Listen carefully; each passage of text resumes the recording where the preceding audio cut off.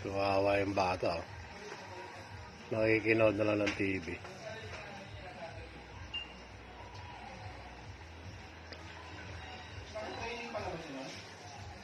Ayan. Gusto na magsarado ng pinto ng kapitbahay, hindi masarado kasi.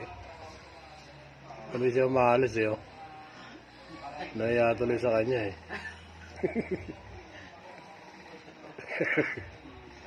Eh gusto mag-aircon ng kapitbahay, hindi makapag-aircon dahil sinabukas yung pinto. Kawawa naman. Wala kasing TV.